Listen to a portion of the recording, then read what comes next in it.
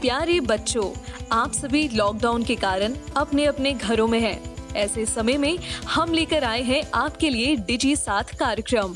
इसके माध्यम से आप प्रत्येक दिन सोमवार से शुक्रवार तक पूर्वाह्न 10 से 12 तथा अपराह्न 1 से 2 बजे तक अपने अपने कक्षाओं के अनुरूप कार्यक्रम देख सकेंगे।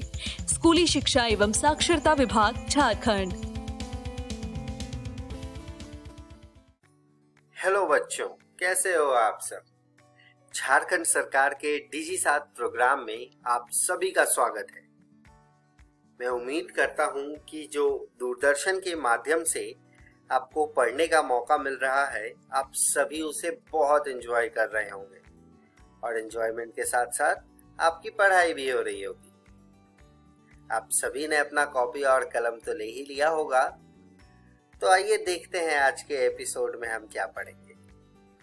आज के एपिसोड में हम कक्षा 6 से शुरुआत करते हुए इंग्लिश का चैप्टर द स्काईलार्क के बारे में पढ़ेंगे।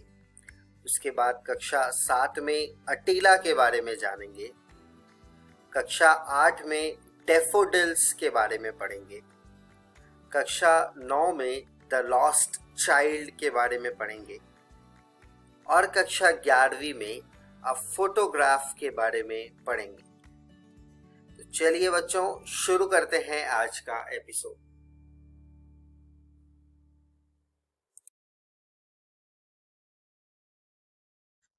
हेलो बच्चों, welcome to the English smart class. हमने आपकी इंग्लिश की बुक से एक पोएम पढ़ना स्टार्ट किया था जिसका नाम द स्काईलार्क है, जो क्रिस्टीना रोसेटी द्वारा लिखी गई है, जिसमें हमने अभी तक पढ़ा था कि जो स्काईलार्क यानी जो चिड़िया है वो बस अपना गाना ही गाती रहती है और उड़ती ही जाती है, उसे किसी से कोई मतलब नहीं होता।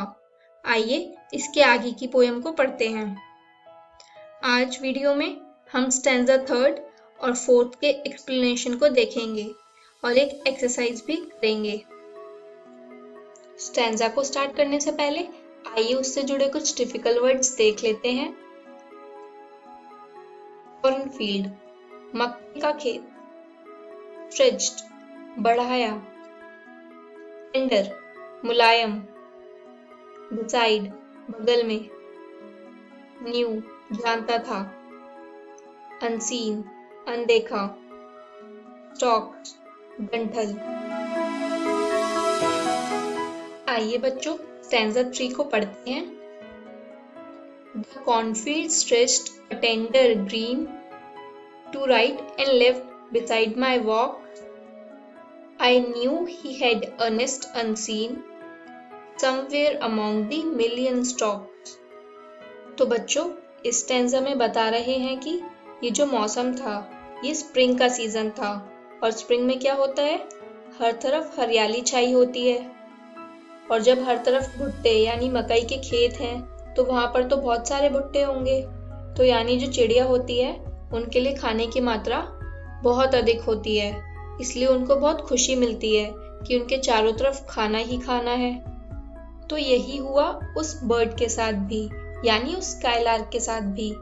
ये जो लाइट ग्रीन टेंडर कॉर्नफील्ड थी जहां पोएट खड़ी थी, लग रहा था बस दूर दूर तक कॉर्नफील्ड ही फैली हुई है, और पोएट को यह भी पता था कि ये जो स्काईलार्क आसमान में उड़ रही है इसका कहीं ना कहीं एक नेस्ट, एक घोंसला है इसी कॉर्नफील्ड में, और हो सकता है कि जो स्काईलार्क है, जो उसकी मेट है, वो जो है अपने घोंसले में बैठ के इसका गाना सुन रही हो और पूरी तरह से एंजॉय कर रही हो, यानी आनंद ले रही हो।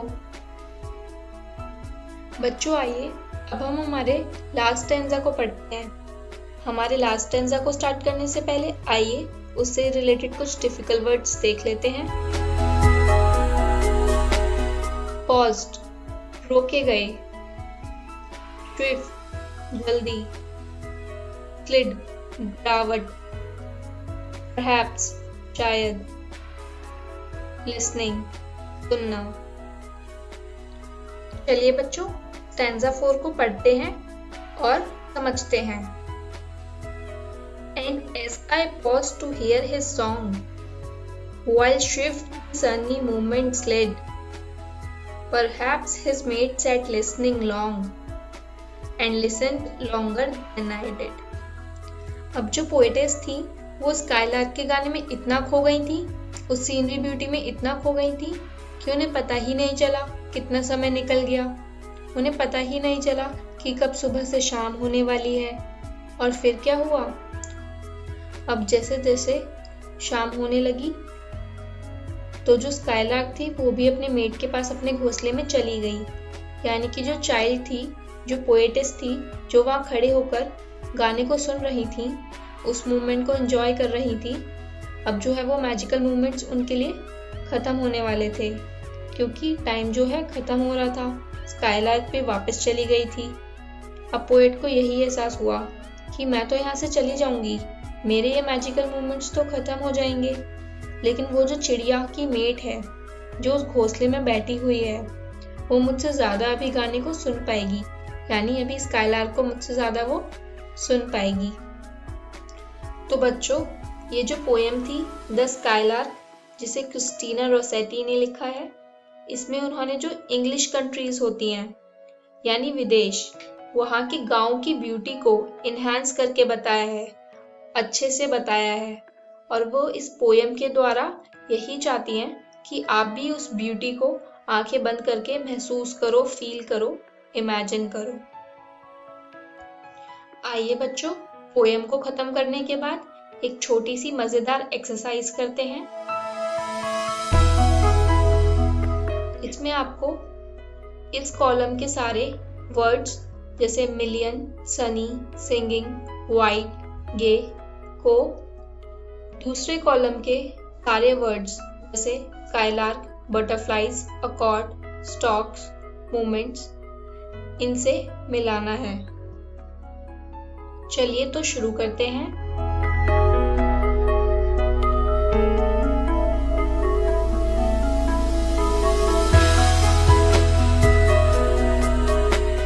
तो बच्चों, क्या आपने सभी शब्दों को आपस में मिला दिया?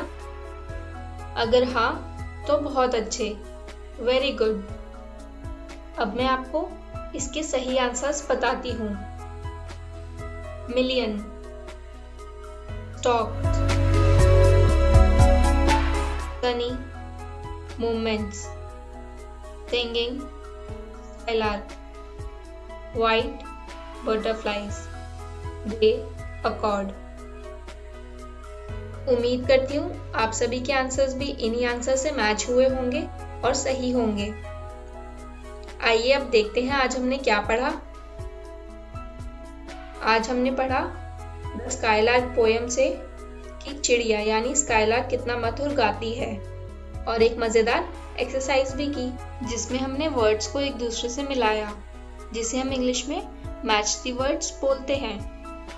आप सभी इस पोएम को और अच्छे से याद करने के लिए और समझने के लिए अपनी बुक डेजी से द स्काईलार्क को घर जाकर अच्छे से पढ़िएगा। नेक्स्ट वीडियो में हम इस पोएम से रिलेटेड कुछ प्रैक्टिस क्वेश्चंस करेंगे, तो आप सभी घर से अच्छे से पढ़ के आइएगा। Thank you. हेलो स्टूडेंट्स, कैसे हो आप सब? आप सबको याद है हम आपकी 7th क्लास का इंग्लिश का फर्स्ट चैप्टर पढ़ रहे थे, जिसमें हमने लास्ट वीडियो में पढ़ा था कि अटिला जो एक पपी होता है वो सबके साथ इजीली फ्रेंडशिप कर लेता है। इस बात से उसकी ओनर यानी उसकी मालकिन उस पर बहुत गुस्सा होती है, और फिर उस ओनर का बेटा ही उसे अपनी मम्मी के गुस्से से बचाता है। अब हम इसके आगे की स्टोरी को पढ़ेंगे। चलिए देखते हैं आज हम क्या पढ़ेंगे। आज हम पढ़ेंगे Who was रंगा, रंगा कौन था, and What did Attila do when he heard of a cat?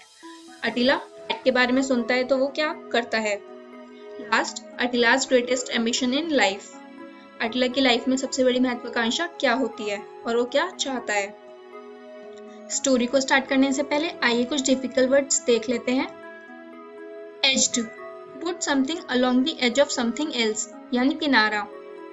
ईगरली, emphasise a strong desire मतलब बेसब्री। फोर पॉज, फ्रंट लेग्स यानी सामने के पंजे। Burglar, a person who enters illegally मतलब चोर। लिग्ड, move your tongue across something यानी चाटना। obligingly, friendly मतलब मेहरबानी, ambition, desire यानी महत्वाकांक्षा। चलिए स्टार्ट करते हैं। तो रंगा एक हट यानी एक झोपड़ी में रहता था, जो टाउन मतलब शहर से कम 3 माइल्स 3 मील दूर थी। वो एक गैंग कुली था जो मोस्टली रोड मेंडिंग यानी सड़क की मरम्मत का काम करता था। And sometimes he enjoyed the thrill and profit of breaking into houses. वो कभी कभी रात में मजे और रोमांच के लिए घरों में चोरी भी करता था। फिर एक रात 1 बजे खिड़की की सलाखों को निकालता है। At 1 o'clock that night, Ranga removed the bars of a window of the house, and Ranga slipped into the house and edged along the wall. अब वो घर में प्रवेश करता है और एक दीवार के सहारे छुप जाता है। उसके बाद वो घर की सभी अलमीरा एंड बॉक्सेस चेक करता है और एक 3 बंडल बनाता है जिसमें ज्वेलरी और बाकी कीमती सामान होता है, और वो इन सबको उठा लेता है। वो बाहर जाने के लिए निकलता ही है। He was just starting to go out. अपना एक पैर खिड़की से बाहर निकालता ही है तो एकदम से देखता है कि अटीला नीचे खड़ा है और बड़े गौर से उसे देख रहा है। Ranga had just put 1 foot out of the gap and he saw Attila standing below, looking up eagerly. And Ranga thought his end had come. He expected dog to bark, but Attila did not. अब रंगा सोचता है कि आज तो वो गया, क्योंकि उसे लगता है कि अटीला उस पर भौंकने वाला है, पर अटीला ऐसा कुछ भी नहीं करता है। अब रंगा इतना फ्रेंडली है कि वो कुछ देर के लिए रुकता है, और जब वो खड़े खड़े थक जाता है तब वो अपने दोनों पैरों को रंगा की गोदी में रख देता है। He waited for a moment, grew tired of waiting, stood up and put his forepaws on the lap of the burglar. And he put his ears back, licked Ranga's hands and rolled his eyes. और फिर अटीला अपना sir पीछे करता है, रंगा के हाथों को चाटता है और अपनी आंखों को घुमाता है। And suddenly रंगा whispered. तभी रंगा फुसफुसाते हुए अटीला से बोलता है, I hope you are not going to bark. मुझे नहीं लगता तुम भौंकने वाले हो। और तभी अटीला रंगा से कहने की कोशिश करता है, Don't you worry, I am not that sort. चिंता मत करो, मैं ऐसा कुछ नहीं करने वाला। अब रंगा बोलता है, मुझे यहाँ से नीचे उतरने दो। Just a moment, let me get down from here. And the dog obligingly took away his paws and lowered himself. अब अटीला अपने पैरों को उस पर से हटा लेता है और खुद को नीचे कर लेता है। अभी रंगा कहता है, See there, वहाँ देखो, बैकयार्ड में, there is a cat. वहाँ एक बिल्ली है। अटीला वहाँ ध्यान देने लगता है और उस तरफ भागता है। कोई भी आसानी से सोच सकता है अटीला कैट को मारने जा रहा है, पर अटीला अगर रियल में वहाँ कोई कैट है तो बस उसके साथ मस्ती करने का मौका नहीं गंवाना चाहता है। As soon as the dog left him, जैसे जैसे अटीला दूर जाने लगता है, रंगा made a dash to the gate. रंगा गेट की तरफ भागता है। रंगा जैसे ही भागने वाला होता है, अटीला एकदम से टर्न होता है, देखता है क्या हो रहा है और तुरंत गेट के पास चला जाता है। अब अटीला अपनी टेल को ढीला छोड़ देता है। He hung his heavy tail down so loosely and looked so miserable, और बहुत दुखी दिखाई देता है। फिर जब रंगा उसके सर को हिलाता है तब वो होश में आता है। अब थीफ यानी रंगा गेट खोलकर बाहर जाता है। The burglar opened the gate and went out and the dog followed him. और अटीला भी उसके पीछे पीछे चला जाता है। Attila's greatest ambition in life was to walk in the streets freely. Now was the best opportunity. अटीला की सबसे बड़ी महत्वाकांक्षा यही होती है कि वो सड़कों पर आराम से फ्रीली घूम सके। चलिए देखते हैं आज हमने क्या पढ़ा। आज हमने पढ़ा Who was रंगा। रंगा कौन था? तो रंगा एक थीफ यानी एक चोर था। सेकंड हमने पढ़ा What did Attila do when he heard of a cat? अटीला बिल्ली के बारे में सुनता है तो वो क्या करता है? तो अटीला कैट के पीछे भागता है। लास्ट हमने पढ़ा Attila's greatest ambition in life. अटीला की लाइफ में सबसे बड़ी महत्वाकांक्षा क्या होती है? तो तो उसका ग्रेटेस्ट एम्बिशन यही होता है कि वो रोड्स पे फ्रीली घूम सके। आई होप आप सबको इस स्टोरी का थर्ड पार्ट अच्छे से समझ आया होगा। इसे और अच्छे से समझने के लिए अपनी बुक धेलिया से चैप्टर फर्स्ट अटीला को घर से अच्छे से पढ़ के आइएगा। चलिए देखते हैं नेक्स्ट वीडियो में हम क्या पढ़ेंगे।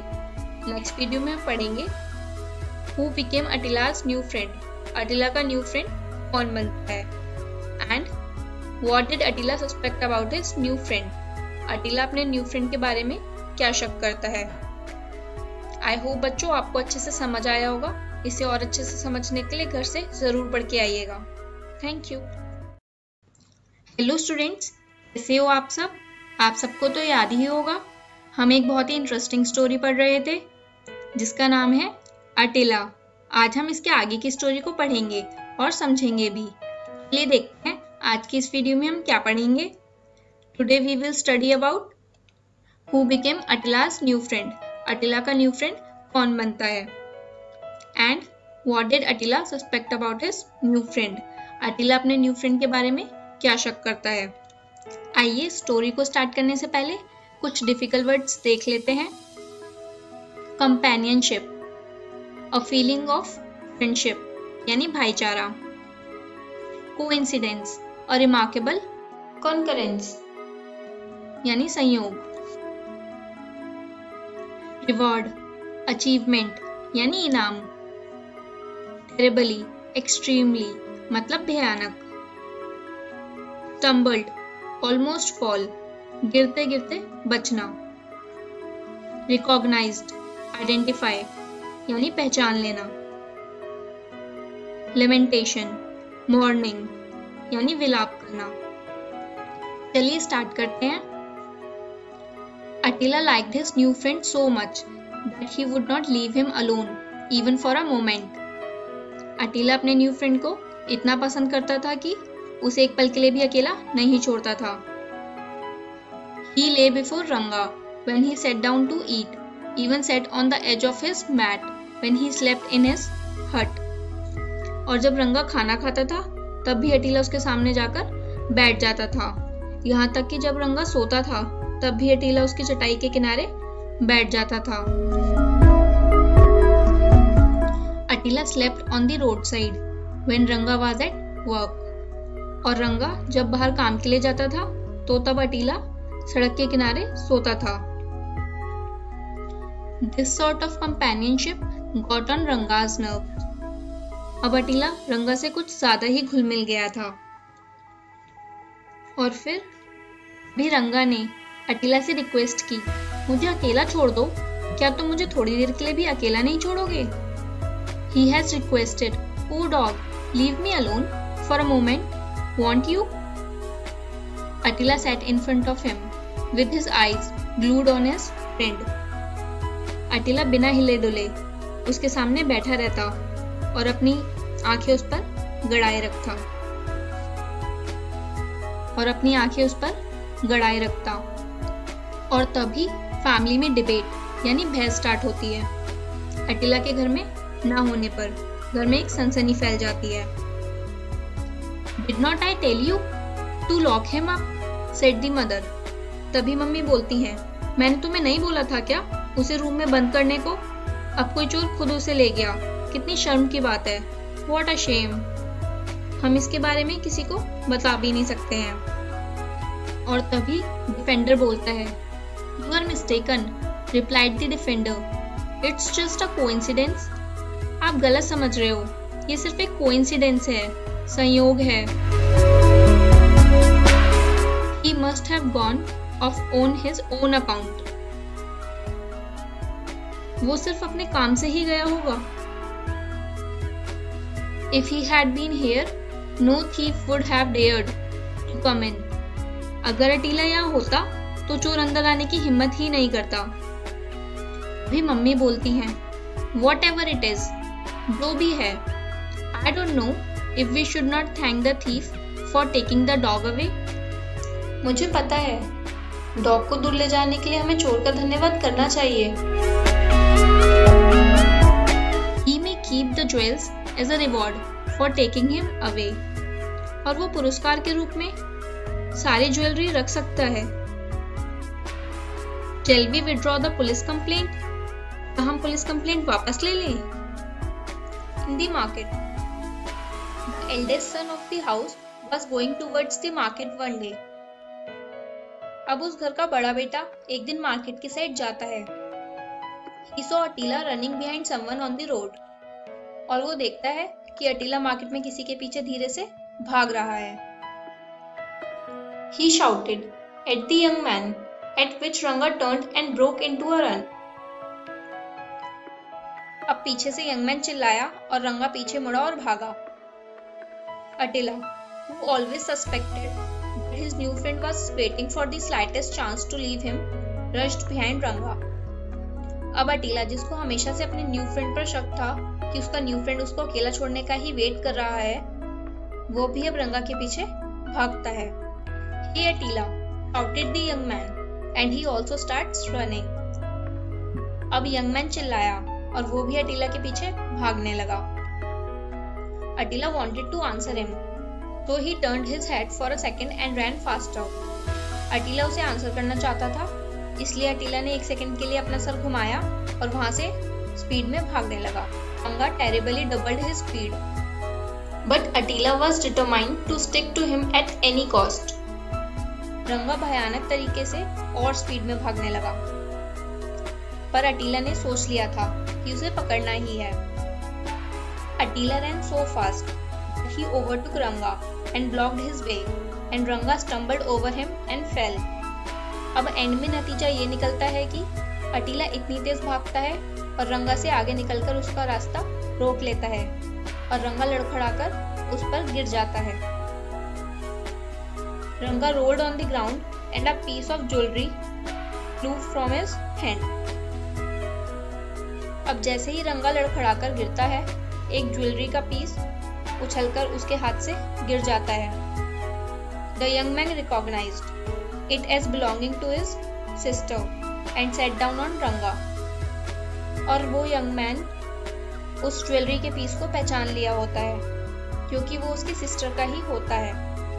अब वो रंगा को पकड़ लेता है।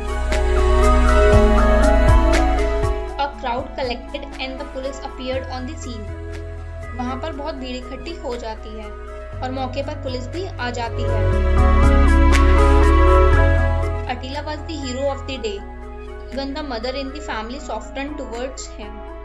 अब अटीला उस दिन का हीरो था और घर की ओनर भी अटीला के लिए अब नरम थी। She said, he is a very cunning detective.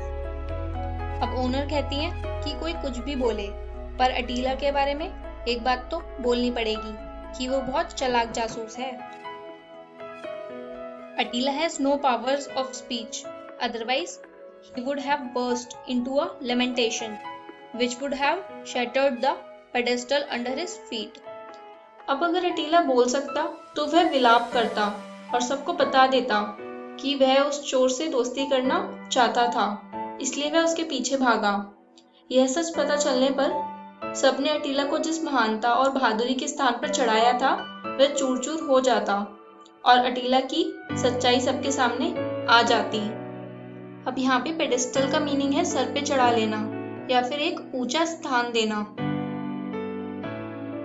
चलिए देखते हैं आज हमने क्या पढ़ा। आज हमने पढ़ा Who became Attila's new friend? अटीला का न्यू फ्रेंड कौन बनता है? तो अटीला का न्यू फ्रेंड रंगा बनता है। Second, What did Attila suspect about his new friend? अटीला अपने न्यू फ्रेंड के बारे में क्या शक करता है? अटीला अपने न्यू फ्रेंड रंगा के बारे में यही सोचता है कि रंगा उसे छोड़कर भाग जाएगा। आई होप बच्चों आप सबको ये चैप्टर अच्छे से समझ आया होगा। तो और अच्छे से समझने के लिए अपनी टेक्स्ट बुक लिया से चैप्टर फर्स्ट अटीला को घर जाकर अच्छे से पढ़िएगा। नेक्स्ट वीडियो में हम इस चैप्टर से रिलेटेड कुछ प्रैक्टिस क्वेश्चंस करेंगे। सो आप सब इस स्टोरी को घर से अच्छे से पढ़ के आइएगा। Thank you.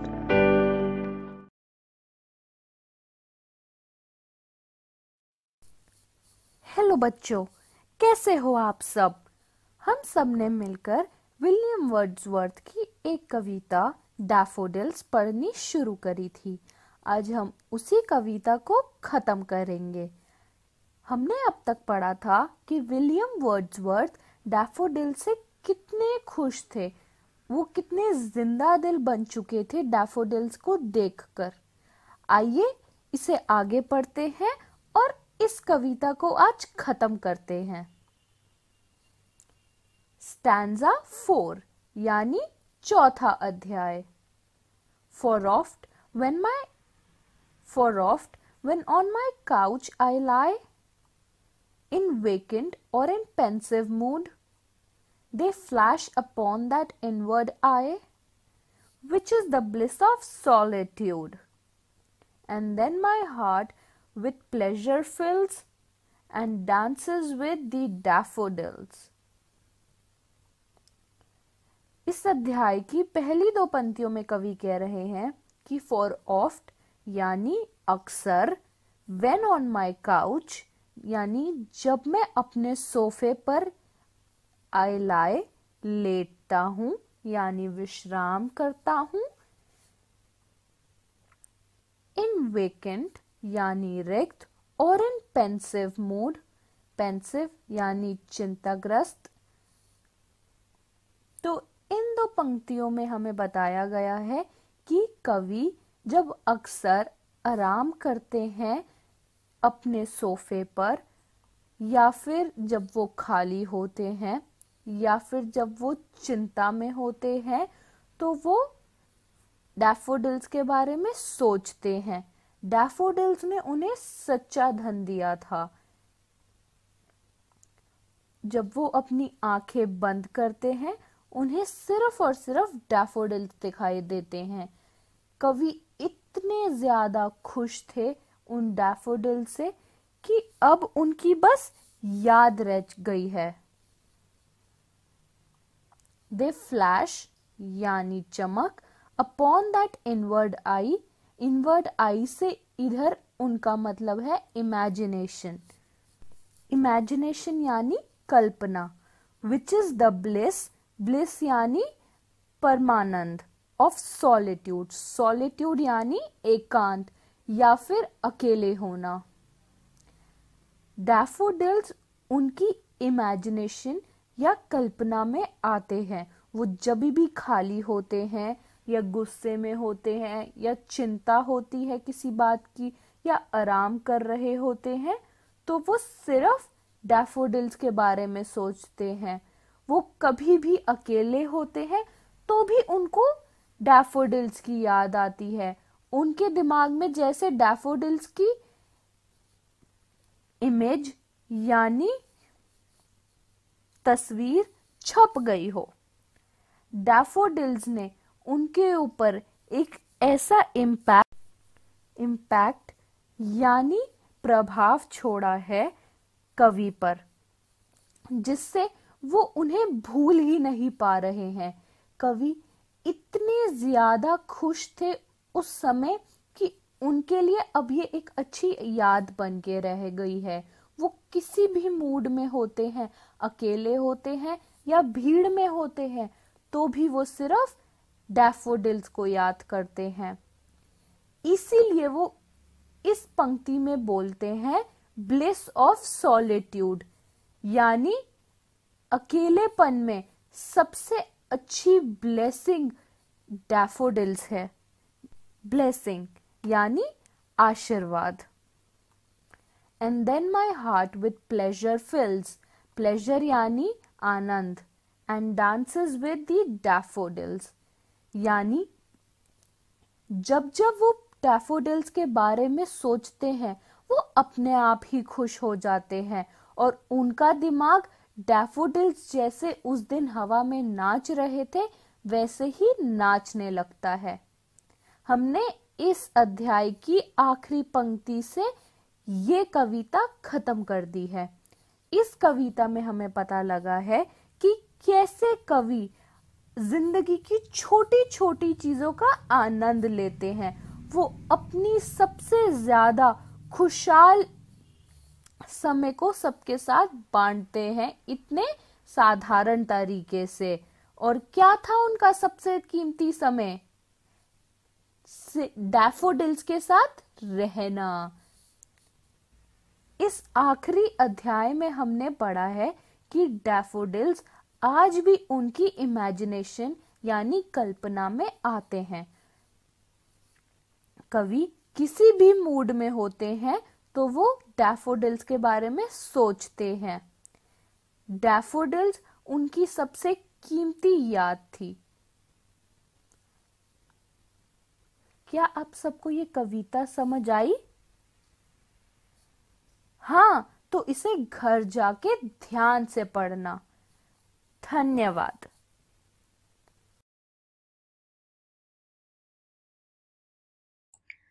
Hello friends, welcome to the class.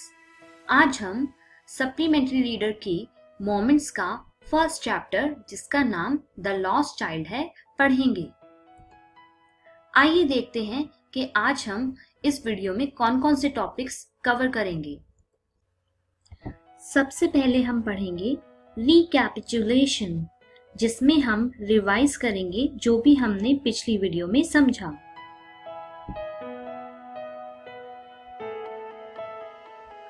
उसके बाद हम इंट्रोडक्शन पढ़ेंगे, जो आगे की कहानी में क्या होने वाला है उसके बारे में बताएगा।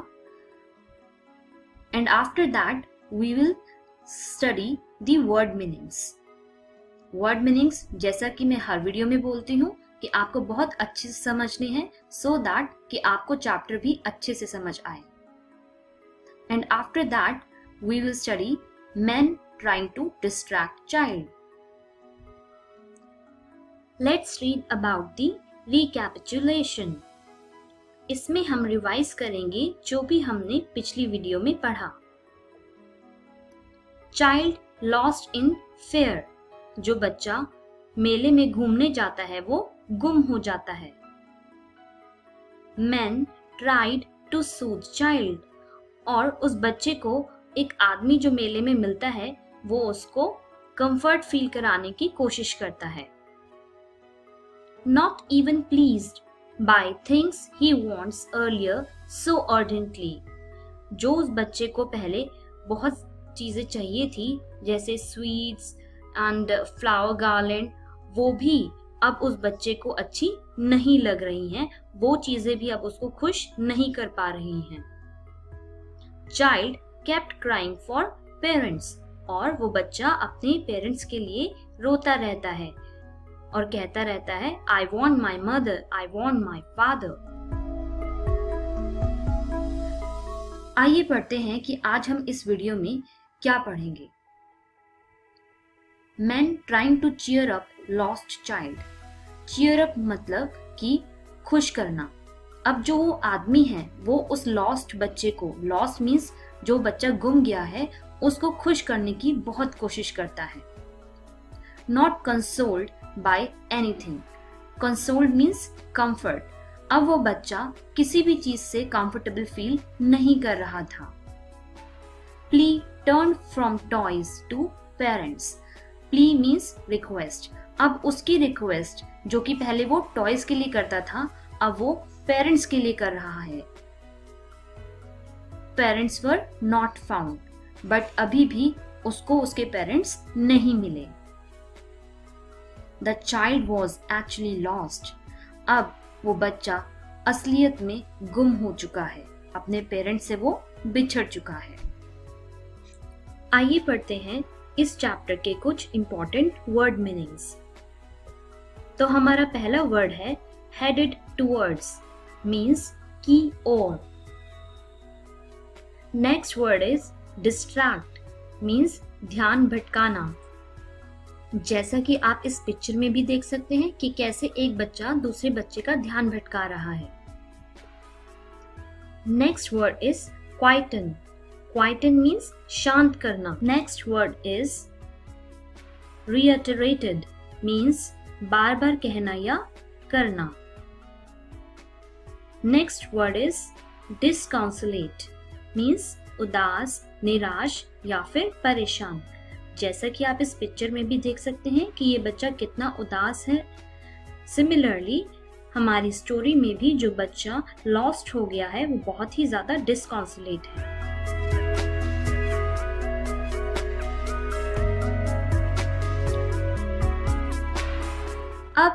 हम इस स्टोरी को आगे पढ़ते हैं। अब क्या होता है, जो आदमी होता है उस बच्चे का ध्यान भटकाने की कोशिश करता है। Man trying to distract the child. Man headed towards, वो आदमी उस बच्चे को लेकर आगे जाता है। स्नेक चार्मर, वो उस बच्चे को लेकर स्नेक चार्मर के पास जाता है। वो सोचता है कि अगर मैं स्नेक चार्मर के पास जाऊंगा तो शायद बच्चे का ध्यान अपने माता पिता से हट जाए और वो रोना बंद कर दे, पर ऐसा नहीं होता और वो फिर और आगे जाता है एक बलून सेलर के पास। बलून सेलर के पास भी वो बच्चा जाकर खुश नहीं होता। उसके बाद वो आदमी उसको एक स्वीट शॉप पे ले जाता है, वही स्वीट शॉप जिसके लिए उसने अपने पेरेंट्स से बहुत ज़्यादा रिक्वेस्ट की थी कि मुझे उसमें से वो स्वीट्स खाने हैं, लेकिन अब वो बच्चा वो स्वीट्स नहीं खाना चाहता और अभी भी वो बच्चा बहुत रो रहा है। But child only sobbed, I want my mother, I want my father. अब वो बच्चा अपने सिर्फ माता पिता को ही चाहता है कि उसको उसके माता पिता मिल जाएं। अब आप अपनी बुक का 5th पेज का लास्ट पैराग्राफ देखिए, जिसमें लिखा है the man still trying to make the child happy bore him to the gate where the flower seller sat. Look, can you smell those nice flowers child? Would you like a garland to put around your neck? The child turned his nose away from the basket, and child reiterated this sob that I want my mother, I want my father.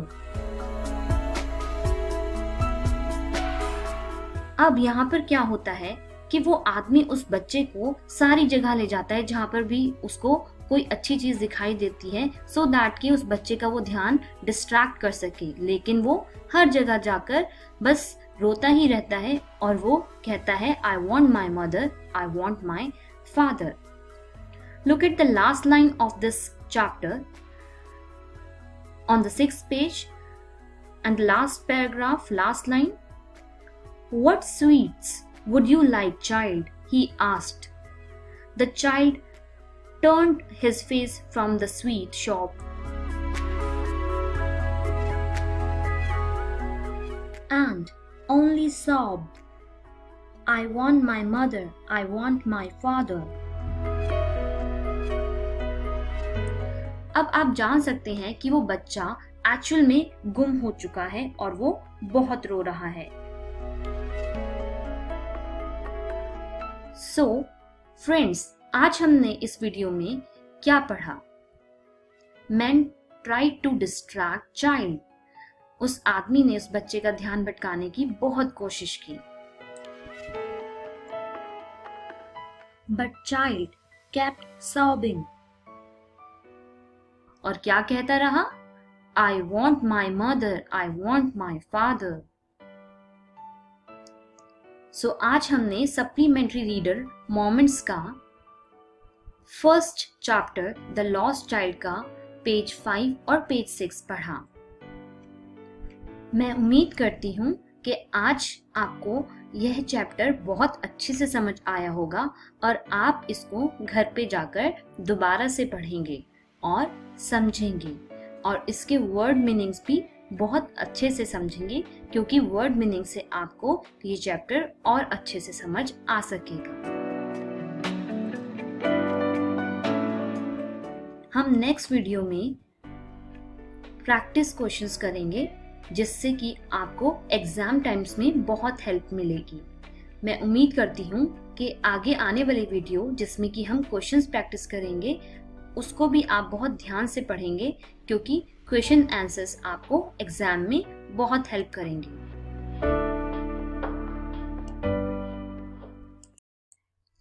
Hello friends, welcome to the class.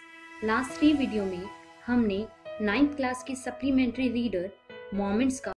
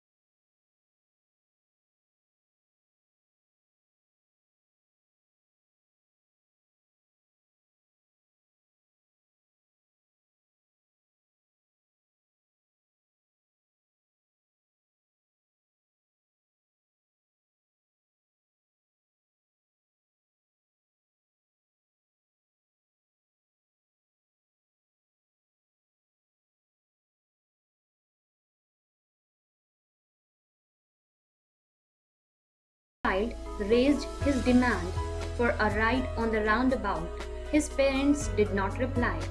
जब उस बच्चे ने round-about swing पर झूलने की demand की तो उसके पेरेंट्स का कोई रिप्लाई नहीं आया था. It was then that he discovered that he had lost his way. और तब उसको यह मालूम हुआ कि वह अपना रास्ता भटक चुका है. His anxiety and insecurity have been described in the following ways. उस बच्चे की चिंता और असुरक्षा की भावना इस तरीके से डिस्क्राइब की गई है. The child saw hefty men with murderous eyes and got scared of them. वह बच्चा जब अपने पेरेंट्स को ढूंढने निकलता है तो उसको बहुत ही मोटे लोग दिखाई देते हैं. Hefty means मोटे लोग, मोटे स्ट्रॉन्ग लोग. With murderous eyes मतलब कि उनकी आंखें उस बच्चे को मर्डरर की तरह लग रही थी और वो उन सबसे डर गया. He ran here and there looking for his parents. वह अपने माता पिता को ढूंढने के लिए इधर उधर भागता रहा. He was screaming at the top of his voice. और वो चिल्लाता रहा बहुत जोर जोर से अपने पेरेंट्स के लिए. So the next question is, why does the child lose interest in the things that he had wanted earlier? उस बच्चे को उन सारी चीजों में इंटरेस्ट क्यों खो गया जो उसको पहले चाहिए थी.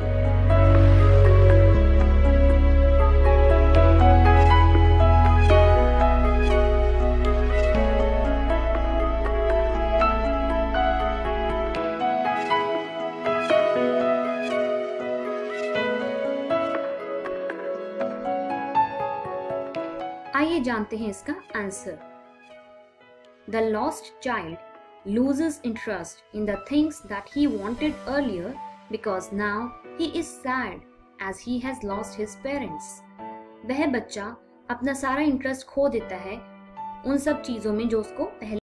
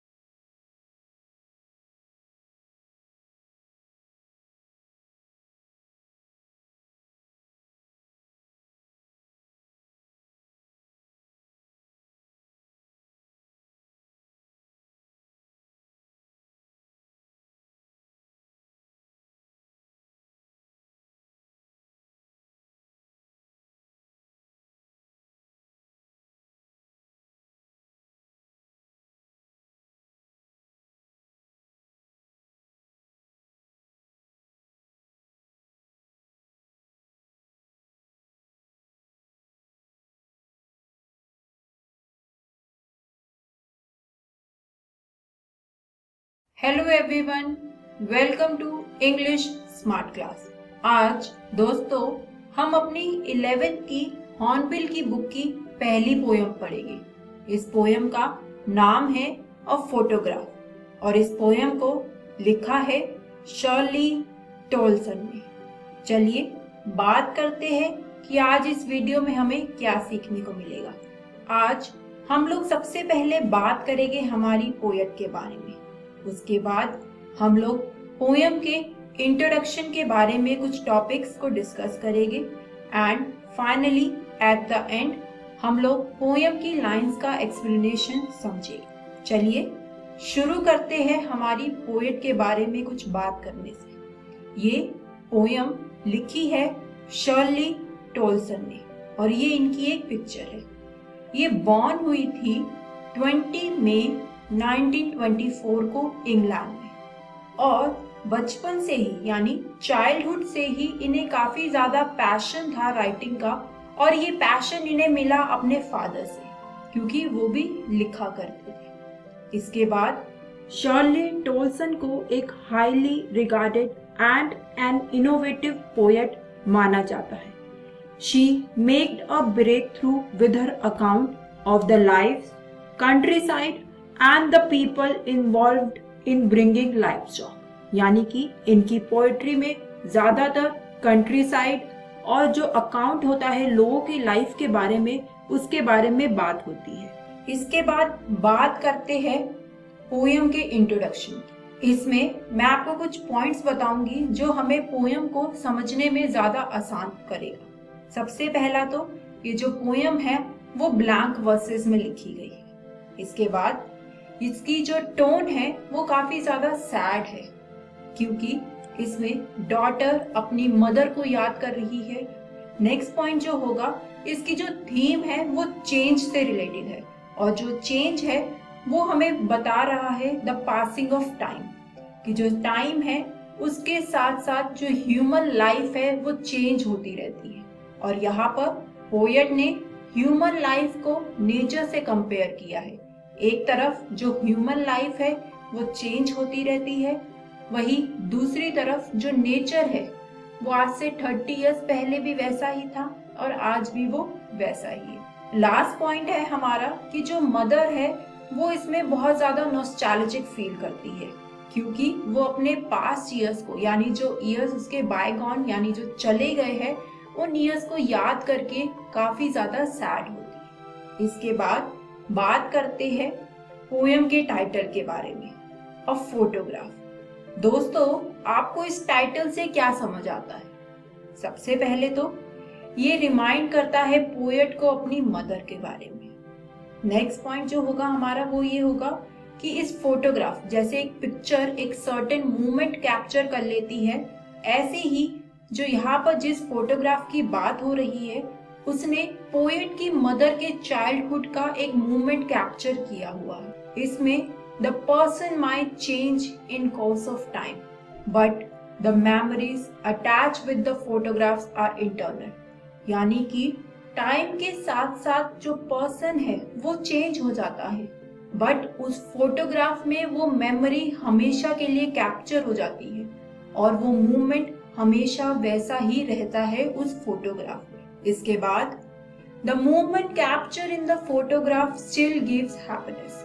और जब भी हम उस फोटोग्राफ को देखते हैं तो हमें वो मूवमेंट याद आता है और वो हमें as a source of happiness भी हम उस फोटोग्राफ को यूज कर सकते हैं। तो ये टाइटल इस पोयम के साथ बिल्कुल एप्रोप्रिएट है क्योंकि एक फोटोग्राफ हमें एक तरफ सैडनेस और हैप्पीनेस दोनों प्रोवाइड करती है। सैडनेस इसलिए क्योंकि हम नॉस्टैल्जिक हो जाते हैं और हैप्पीनेस इसलिए कि हमें वो पुराने दिन वापस से याद आ जाते हैं। चलिए अब पोयम शुरू करते हैं। उससे पहले बात करते हैं कुछ डिफिकल्ट वर्ड्स के बारे में। इसमें सबसे पहला जो वर्ड है हमारे पास वो है कार्डबोर्ड। कार्डबोर्ड का मतलब होता है thick stiff photo paper. Basically अगर हम इसे हिंदी लैंग्वेज में बोले तो गत्ता। नेक्स्ट वर्ड है हमारा पैडलिंग। पैडलिंग का मतलब होता है तैरना। Next word holding. होल्डिंग का मतलब पकड़ना। चलिए अब इन वर्ड्स को याद रखते हुए पोएम्स की लाइन को पढ़ते हैं। एक एक करके मैं ये लाइंस पढ़ती रहती हूँ और उनका मीनिंग आपको कन्वे करूंगी। फर्स्ट लाइन है हमारी, the cardboard shows me how it was. यहाँ पर कार्डबोर्ड रेफर किया गया है थिक स्टिफ फोटो पेपर को, जो प्री फोटोग्राफ एरा में प्रिंटिंग और मेमोरी स्टोरेज के लिए यूज किया जाता था। When the two girl cousins went badly, poet then shares with us the story behind the picture she is holding in her hand. और हमें उस टाइम के बारे में बता रही है जब उसकी मदर बीच हॉलिडे में गई थी अपनी दो कजन्स के साथ। Each one holding one of my mother's hand. और जो दोनों कजन्स थी उन्होंने पोएट की मदर के हैंड्स पकड़े हुए थे। And she the big girl, some 12 years or so. और यहाँ पर पोएट हमें अपनी मदर की एज बता रही है कि जो तीनों कजन्स थी उसमें पोएट की मदर सबसे बड़ी थी और वो 12 इयर्स ओल्ड थी, यानी सबसे जो एल्डेस्ट थी इन तीनों में वो पोएट की मदर थी। यहाँ पर जो पोएट हमें मदर की एज बता रही है वो उसने ऐसे ही नहीं बता दी, वो यहाँ पर बहुत ज्यादा केयरफुली पिकअप करके इन वर्ड्स को लिखा गया है जो हमें आगे लाइंस में कन्वे होगा। चलिए अब बात करते हैं नेक्स्ट लाइंस की। इसमें हमारे पास है पहले, all three stood still to smile through their hair. दोस्तों ये जो एक्सप्रेशन है थ्रू देयर हेयर, ये यहाँ पर डिनोट करता है जो तीनों गर्ल्स है, जो तीनों कजन्स है, वो इतनी ज्यादा वाइड स्माइल कर रही है, a smile so broadly spread across their face, कि इतनी लंबी और इतनी खुश वाली वो स्माइल है कि उनके जो हेयर है उस तक वो स्माइल जा रही है। नेक्स्ट लाइन है, at the uncle with the camera a sweet face. जो उनके अंकल है वो उनकी एक फोटोग्राफ को कैप्चर कर रहे हैं और किस तरह से जो अंकल है उसने मदर को स्पेस एंड टाइम के थ्रू उस पिक्चर में कैप्चर कर लिया है। यहाँ पर ये जो वर्ड है अ स्वीट फेस, इस एक्सप्रेशन का मतलब है कि उसने अपनी मदर के फेस के स्वीटनेस को डिस्क्राइब किया है और ये जो इमोशंस है ये हमारी पोएट ने रीडर्स को काफी ब्यूटीफुली कन्वे किया है। Poet likes to think of her mother from the time when she herself had not come into her life, यानी कि पोएट उस टाइम की बात कर रहा है इस फोटोग्राफ में जब पोएट खुद इस दुनिया में नहीं था, क्योंकि इस टाइम पे मदर 12 ईयर ओल्ड थी। नेक्स्ट लाइन पढ़ने से पहले बात करते हैं कुछ और डिफिकल्ट वर्ड्स के बारे में। इसमें सबसे पहले है हमारे पास अपेयर, यानी प्रकट होना। नेक्स्ट है टेरेबल, यानी कि वेरी बैडली, बहुत बुरा। नेक्स्ट है ट्रांजिएंट, इसका मतलब है टेम्पररी और शॉर्ट लिव्ड। चलिए अब इन वर्ड्स को याद रखते हुए पोएम को पढ़ते हैं। अब इसमें सबसे पहले हमें बात हो रही है my mother's, that was before I was born. ये जो वर्ड्स है बिफोर आई वॉज बोर्न, इसके थ्रू पोएट ने एक डिस्टेंस ड्रॉ कर दिया है अपने और अपनी मदर के बीच में। नेक्स्ट लाइन है and the sea which appears to have changed less. Poet इससे पहली वाली लाइंस में जिस तरह से मदर के यूथफुल फेस के बारे में बात कर रही थी उससे अब वो शिफ्ट होकर सी के बारे में बात कर रही है और हमें बता रही है कि जो सी है वो बिल्कुल चेंज नहीं हुआ है। Thus, the sea here symbolize eternity against the infinite of human lives. एक तरफ सी है जो बिल्कुल चेंज नहीं हुआ है टाइम के साथ और वही दूसरी तरफ पोएट की मदर है जो अब चेंज हो चुकी है। नेक्स्ट लाइन है हमारी wash their terrible transient feet. इसमें जो इम्पोर्टेंट वर्ड्स है जिनके मीनिंग आपको समझना बहुत इम्पोर्टेंट है, जो पेपर में आता है, वो है टेरेबली ट्रांजिएंट फीट। यहाँ पर जो सी है उसने तीनों सिस्टर्स के पैर को वॉश कर दिया है और उसके लिए पोएट ने वर्ड्स यूज करे हैं टेरेबली ट्रांजिएंट फीट। और यहाँ पर पोएट रेफर कर रहा है to the ever changing imprints of the feet left on the sea sands, क्योंकि जो सी है वो never appears to change but at the same time human life changes and it is short lived. इस phase में जो feet use हुए हैं word, वो यूज हुए हैं ह्यूमन लाइफ के लिए, ह्यूमन बीइंग के लिए। वही ट्रांजिएंट का मतलब जैसे कि हमने पहले पढ़ा था शॉर्ट लिविंग। तो अगर हम इन सारे वर्ड्स का मीनिंग एक लाइन में बोले तो वो ये होगा कि जो ह्यूमन लाइफ है वो परमानेंट नहीं है, और वही दूसरी तरफ जो सी है वो आज भी वही है, कल भी वही होगा और परसों भी उसी जगह पर होगा। तो दोस्तों स्टैंजा 1 अब हमारा यहीं पर खत्म होता है। बात करते हैं कि आज इस वीडियो में हमें क्या सीखने को मिला।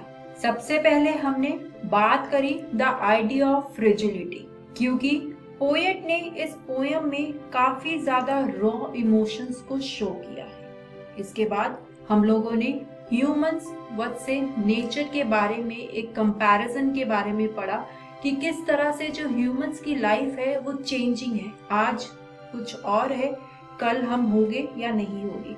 वही दूसरी तरफ जो नेचर है वो परमानेंट है, ह्यूमंस टेम्पररी है और नेचर परमानेंट है। एंड फाइनली ये पोयम हमारी हॉर्नबिल की बुक से है, तो मुझे उम्मीद है कि आप घर जाके इसके स्टैंजा 1 की लाइंस को दोबारा एक बार जरूर पढ़ेंगे।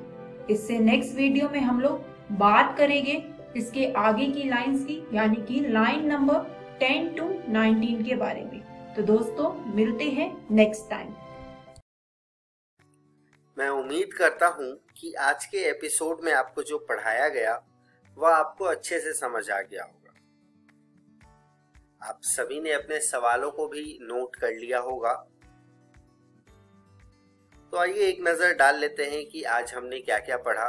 आज हमने कक्षा 6 में द स्काईलार्क के बारे में पढ़ा, कक्षा 7 में अटीला के बारे में पढ़ा, कक्षा 8 में डैफोडिल्स के बारे में पढ़ा, कक्षा 9 में द लॉस्ट चाइल्ड के बारे में पढ़ा और कक्षा 11 में अ फोटोग्राफ के बारे में पढ़ा।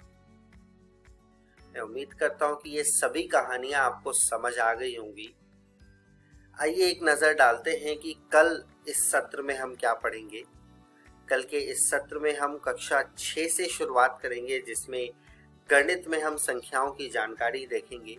कक्षा 7 में पूर्णांक पढ़ेंगे, 8 में परिमेय संख्या के बारे में जानेंगे, 9 में संख्या पद्धति के बारे में जानेंगे और कक्षा 11 में समुच्चय यानी कि सेट्स के बारे में कुछ और बातें जानेंगे। बच्चों ध्यान रहे कि आप इस एपिसोड को पुनः ठीक 3 बजे से देख सकते हैं YouTube पर डिजी 7 इक्वेशन सर्च करके। तब तक के लिए घर पर रहें, पढ़ते रहें, सुरक्षित रहें, क्योंकि अब पढ़ाई नहीं रुकेगी। बाय बाय बच्चों।